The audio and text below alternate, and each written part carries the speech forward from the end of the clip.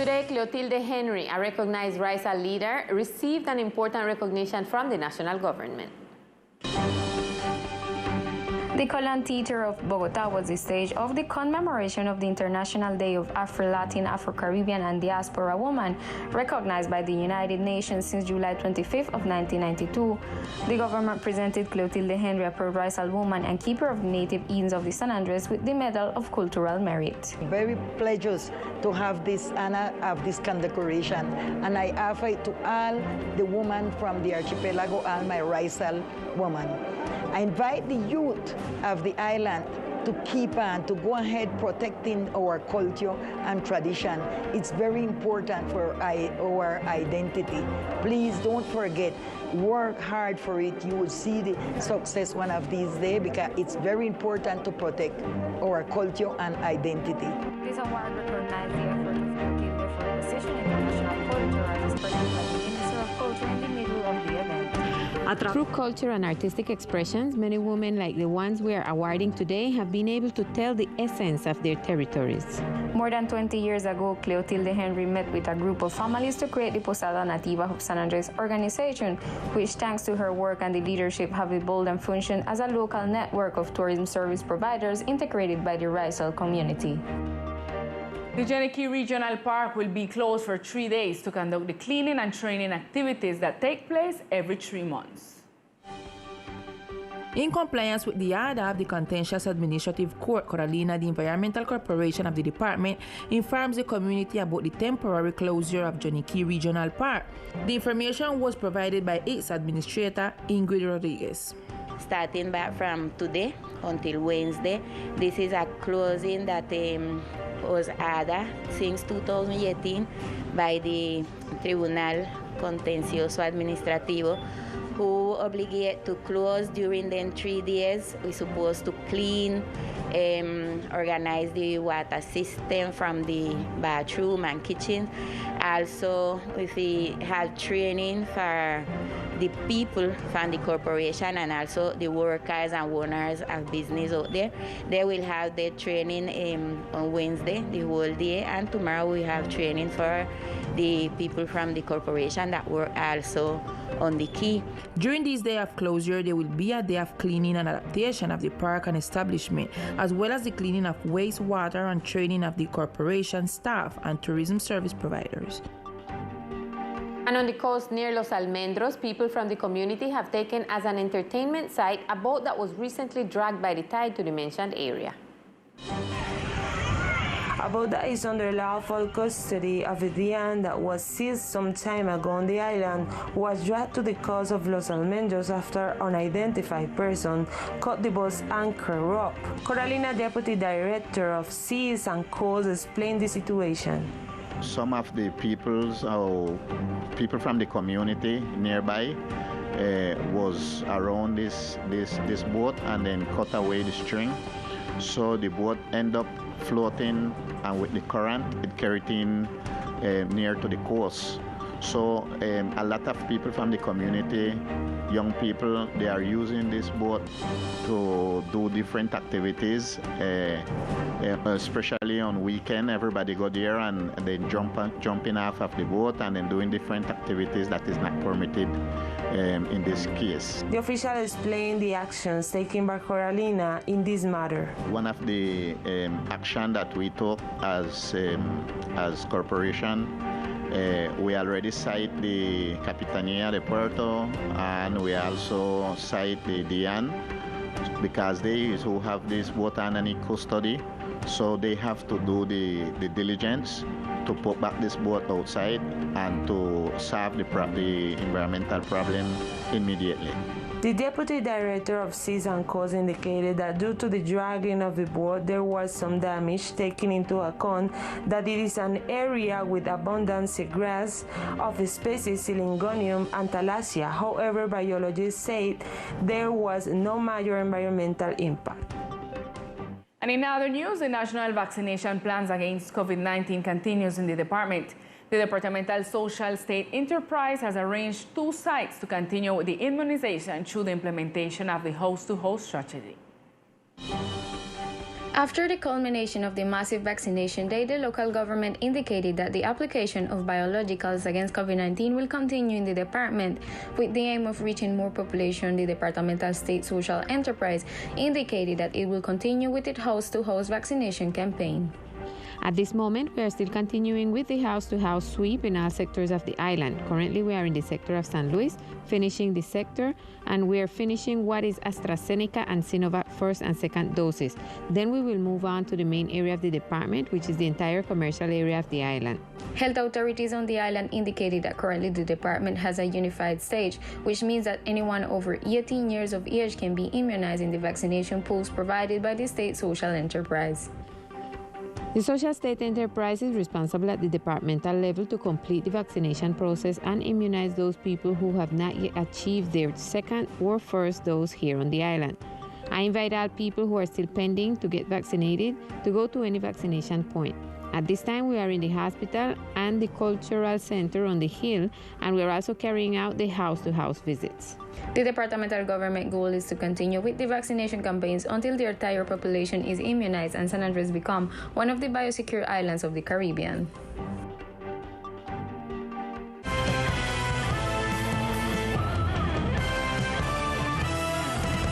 And points regarding the plastic prohibition were discussed today after a press conference at the Environmental Corporation. Sanctions would be one of the pillars for compliance with said law.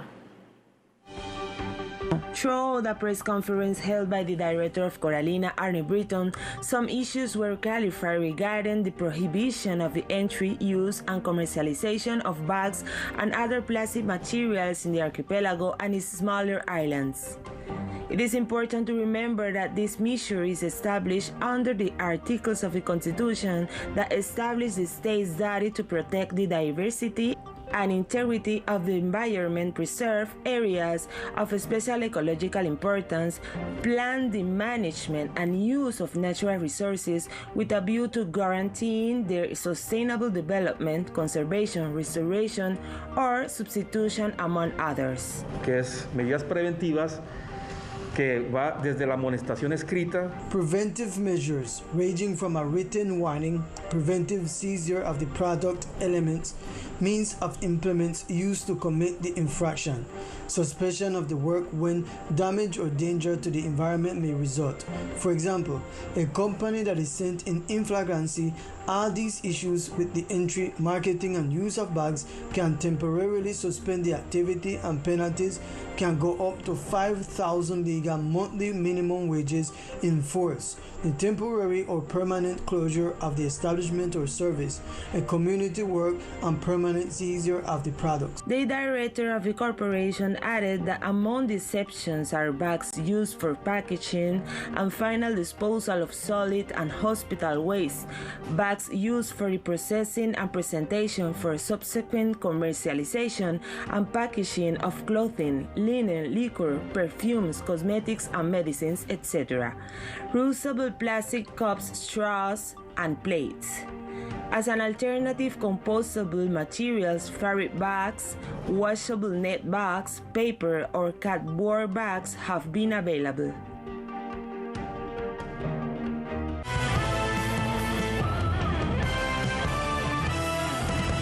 The installation of the cable car between Santa Catalina and Old Providence has finally been completed, which is expected to allow faster progress in the civil works and the assembly of the Lovers Lane Bridge. Teleislas News spoke with the director of the project, Puente de los Enamorados, who reported on the progress of this work. With the assembly of the cable car, this work is expected to be 95% finished by mid-October. The cable car has a system that has some advanced carts. In those carts, the structures are placed. They are placed by means of some strobes, and the assembly continues as we were doing. This gives us a greater performance in assembling the parts. And as for the civil work, we are going to use buckets. A bucket height of approximately 0.6 to 0.7 cubic meters, and we are going to cast the same shafts that are here in Old Providence from Santa Catalina to here. With the pile driver and the cable car in operation, it is estimated that the construction of the platform will take around 4 months. Regarding the platform that runs parallel to the bridge, the pile driving machine has already arrived, and with that we are going to work on an addition that Envias and the mayor's office will give us for a 4-month project, estimated to begin by the first week of November. Finally, the architect asked the community to be careful in the area of work. It would be prudent that people be very careful when passing through, especially in the axis of the work, so that there is no greater risks. Although the cable car is very safe, it has a double guideline. The ropeway structure rises about 20 meters above sea level.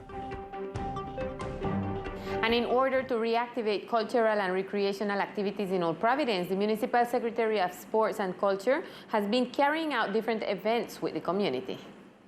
With horse races and activities on the beaches of Old Providence, the municipal government seeks to resume the cultural and traditional events that represent the Raizal culture. The Secretary of Sports and Culture gave an assessment of what is being done under his portfolio.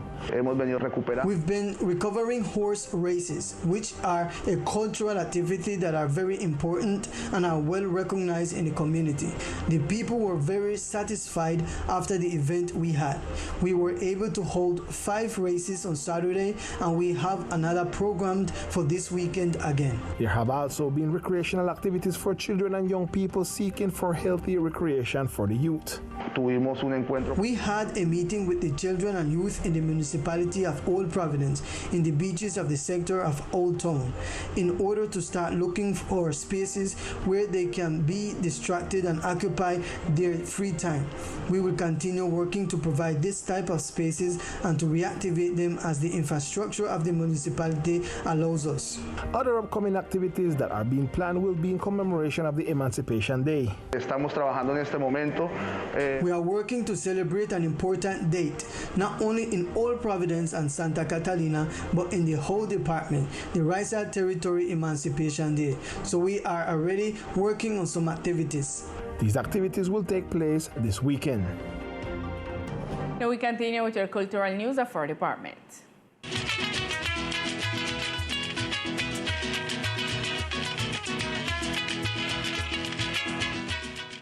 From this July 25th until next August 1st, the activities in the framework of the commemoration of the 187th anniversary of the emancipation of the Raizal people begin. The first event took place yesterday with a ceremony in the First Baptist Church of the Hill. Likewise, during these days, there will be academic events in which several exponents and leaders of the Raizal community will have the opportunity to speak on various topics such as migration control, reconstruction, the Providence diaspora, among others. There will also be a cultural and musical activities and a tribute to the heroes of the ethnic community. The Young Islanders' Natalie Hooker has stood out in recent days thanks to the publication of her digital book, Hated by My Mate, which tells the story of Aurora Creighton, a young wolf who is days away from her 18th birthday and who will begin to live different family and love adventures. This romance and fantasy book has managed to capture the attention of the international public throughout important portals such as Inkit and Patreon.